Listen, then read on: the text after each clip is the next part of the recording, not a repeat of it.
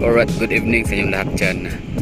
Sa video na to is gusto ko lang ipakita sa inyo ang hitsura ng Davao City tuwing gabi and overlooking. So, ito tayo we're facing sa may Davao City, Coastal Road, Junction to, no? Bukana Bridge. Yan yung may pailaw-ilaw. Napakagandang lugar niya, no? Napakagandang tulay. Dagdag attraction siya sa Davao City. Nadadagdagan na naman ng magandang landmarks or malaking landmarks itong ating syudad. Dati hindi naman uso sa dati wala sa ating vocabulary ang coastal road. Meron tayo seawall, no? So pag sinabi seawall, yun yung Barangay Bukana, seawall.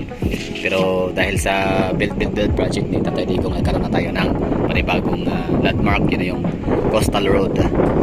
So ngayon, hindi lang coastal road pati tulay. Meron tayong syempre isang kabanda sa coastal road, Junction 1, Junction 2. Yun, Junction 2. Coastal road, tulay. Saan banda sa anong tulay sa sa coastal road? So Bukana Bridge. Grabe, no, ganda, no? Bilis ang parang iisipin natin, parang hindi man sa parang panaginip lang, pero parang gano'n, no? Like hindi natin lang ito iniisip mga taga Davao na darating pala yung time. Sige nga, balikan natin yung year 2000, 2005, 2006, 2010. Naisip ba natin na itong lugar na to dito sa Bukana magkakaroon ng napakagandang tulay, world class?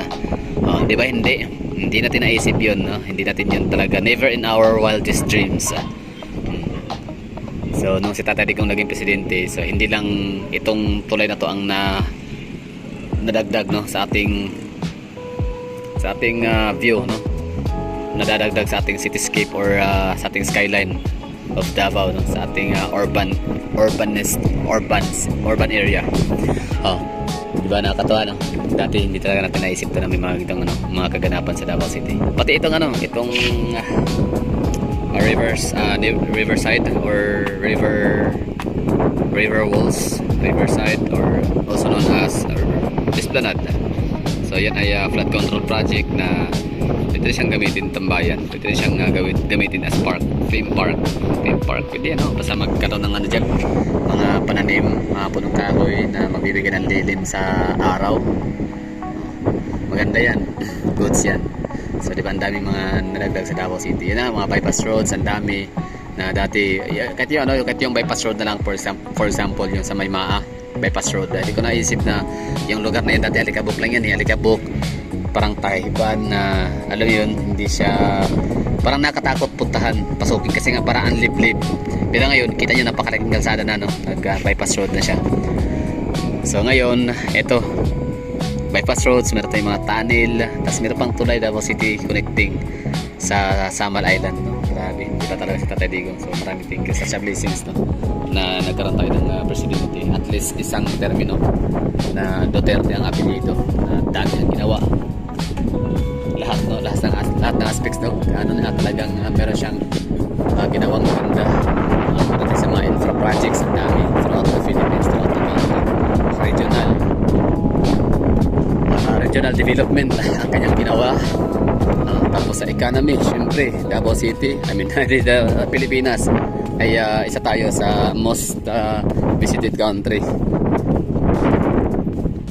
Tapos yung ating airport na improve, no, that times. Anong kinalaman sa economy? Syempre nga, pag mataas ang tourist arrivals, mataas ang ating revenue, no, tourist money. Yung GDP from tourist money nadadagdagan. Tapos mataas ang kumpiyansa ng mga investors kasi nga safe ang Pilipinas, pasyalan, maganda, ligtas. Kung hindi lang talaga nagka-pandemic, grabe. Na tayo doon, bull run, no, to the moon, yung natin, ang paglipad, pag-angat ng ating ekonomiya, sana. Safety, no, grabe yung security sa time ni Tatay Digong, as in maglalakad ka sa Divisoria, hindi ka na matakot. Ako ngayon, balikan ko lang, share ko lang sa mga hindi nakakalat dyan, subscribe lang sa akin. Ako'y unang makapunta ng nakalabas una ko ng Davao ay taon na ito, year 2008, 2009. So ano ba yung mga lugar na napuntahan ko una, yung pinakamalayo, 2007 pala, no? So Butuan, Agusan del Sur, Agusan del Norte, tapos Surigao, ganyan na area. And sa part of Bukidnon, Bukidnon, hanggang Malay-Balay. Tapos Kidapawan, North Cotabato, yun yung mga una kong explore, 2006-2007. Hanggang sa ako'y nag-Samar Leyte region or Eastern Visayas, na Bicol region na din, na Quezon Province, na Cavite, Laguna, Calabarzon, no? Asahol, Batangas, yung Rizal. So that's 2009, 10, 11. So 2012, balik ako na ng Davao. So yung time na yon, ang presidente si Pinoy. So kita, dati talaga na-off yung 925 na silver. So hindi mo pwede suotin yan kahit hikaw lang yan. Basta so 925 talagang hahablotin yan. Oo, minsan nga naalala ko dati sa Divisoria. Ako yung nabili nun ng kasi Pasko nga ako'y pauwi na ng Davao that time. Kasi meron naman pala, nakalimutan ko sa that time na meron pala tayong DCLA, meron pala tayong Chinatown sa Davao City sa Yangorin na muna yung mga bilihin. Oo, bilhin China din na maganda.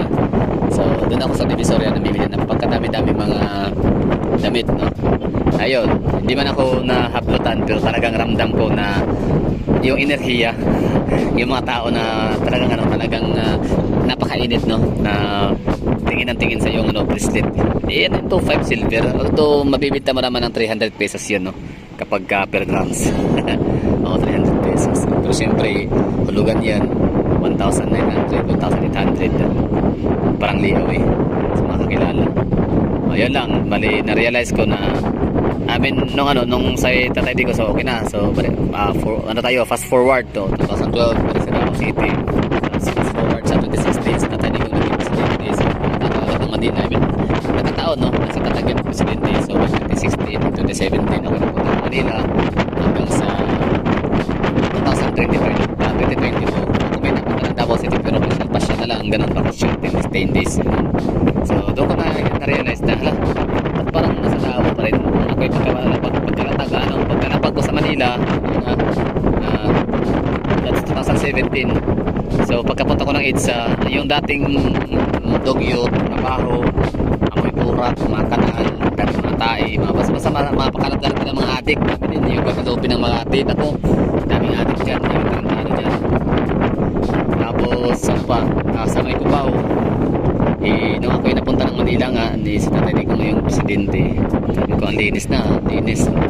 Tapos parang naging disiplinado ang mga taga Manila, ang mga driver ng taxi, wala nang kutong, walang mga overpricing, hindi nang trata. Nakakatuwa, no, sa time ni tatay Digong. So pasalamat lang tayo na nakarating ng ganong presidente kahit paano. Na-experience ating maglakad sa kalsada na ligtas talaga. Kasi nga, alam mo, everyday is such a satisfying day para sa akin. Alam mo yung araw-araw may bumubulagta. For example, ako kasi natin nauwi sa may Caloocan, phase 1, no, sa may dito?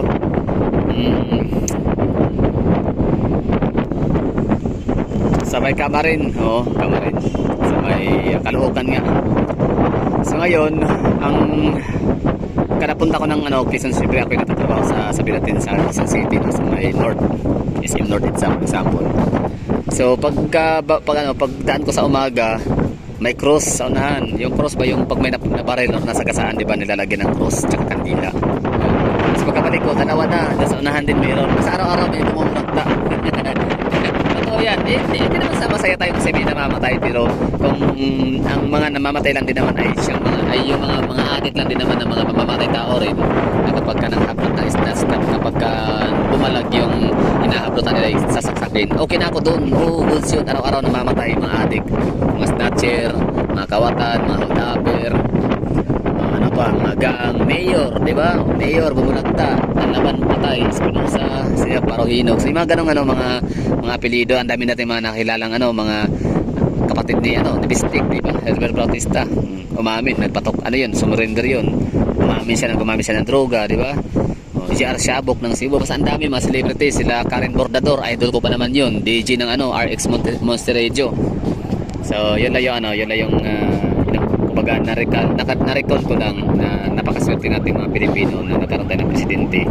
At least 60 years na ang apelido ay Duterte, diba? So nasa history na yun, the greatest president of all time. Okay na tayo, thank you for watching. Pinakita ko lang yung Davao City, ganda lalo sa gabi. Tapos may mga dito, mga nag-blink na mga building, Ion Tower, somewhere in Bahada District.